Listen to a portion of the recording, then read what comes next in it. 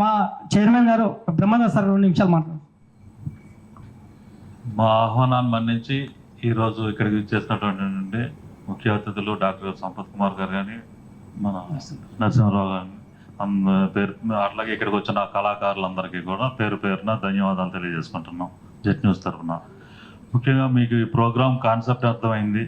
ఎందుకంటే ఈ ప్రోగ్రామ్ మేము అనుకున్నప్పుడు రాష్ట్రంలో 2 తెలుగు రాష్ట్రాల్లో అనేక జిల్లాలు, ఇక్కడ 33 జిల్లాలు, అక్కడ 30 జిల్లాలు, ఇన్ని జిల్లాలు 28 జిల్లాలు, ఇన్ని జిల్లాల్లో ఎక్కడ పెట్టాలని అనుకున్నప్పుడు తాండూరులో అనుకుని ఫస్ట్ మేము డాక్టర్ సంపత్ కుమార్ గారిని అప్రోచ్ అయ్యాము.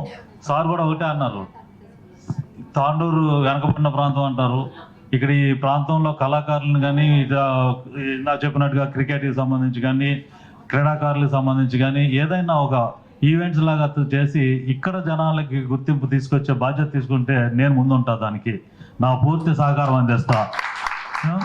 ఎందుకంటే ఇది మా గడ్డ నుంచి వచ్చే కళాకారులని గౌరవించుకోవడం మా సంప్రదాయం. దానికి ఏమైనా సరే ఎంతగా ఖర్చుకైనా వెనకాడను, దేనికైనా మీకు సంపూర్తి సహకారాలు మేము అందిస్తామని చెప్పి ఆయన మమ్మల్ని, యాక్చువల్గా మేము కాదు, ఆయన మమ్మల్ని ముందు నడిపించారన్నమాట ఈ విషయంలో. దీనికి మీరు మేము అందరం కూడా ఈ కళాకారులను వెలికి తీసే కార్యక్రమం ప్రథమంగా ఇక్కడే స్టార్ట్ చేశాం కనుక దీనికి మనం ఎంతైనా డాక్టర్ గారికి రుణపడి ఉంటాము భవిష్యత్తులో. ఈ కార్యక్రమం ఇది ఓన్లీ సెలక్షన్స్ మాత్రమే. ఈ సెలక్షన్స్కే దగ్గర 60-70 మంది ఇక్కడి నుంచి అటెండ్ అయ్యి వాళ్ళ యొక్క పాట ఆట అంతా కూడా మనకి వ్యక్తీకరించి ఈ ప్రదర్శించడం అనేది చాలా గొప్ప విషయం.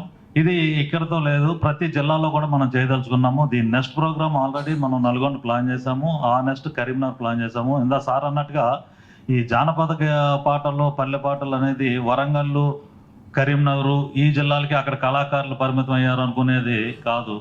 ప్రతి జిల్లాలో కూడా ఉన్నారు. వాళ్ళని వెలికి తీసే బాధ్యత ఎవరో ఒకరు తీసుకుంటే కనుక తప్పనిసరిగా ఈ మట్టిలో మాణిక్యాల్లాగా వీళ్ళందరిలో ఎవరో కొంతమంది అయినా మనం వాళ్ళని పైకి తీసుకొస్తే వాళ్ళే రేపొద్దున సెలబ్రిటీస్గా మారడానికి అవకాశం ఉంది. వాళ్ళు ఎప్పుడు కూడా మమ్మల్ని అందరినీ కూడా గుర్తుపెట్టుకుంటారు. ఈ గడ్డని మర్చిపోరు, మిమ్మల్ని మర్చిపోరు.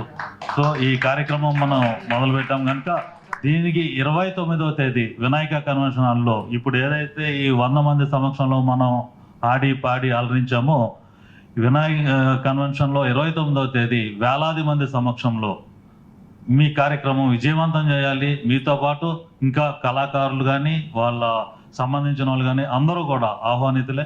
అందరూ రండి, ఈ కార్యక్రమాన్ని జయప్రదం చేయండి, మంచి పేరు తీసుకురండి, ఇందులోంచి మీలో ఉన్న నైపుణ్యాన్ని ప్రదర్శించండి.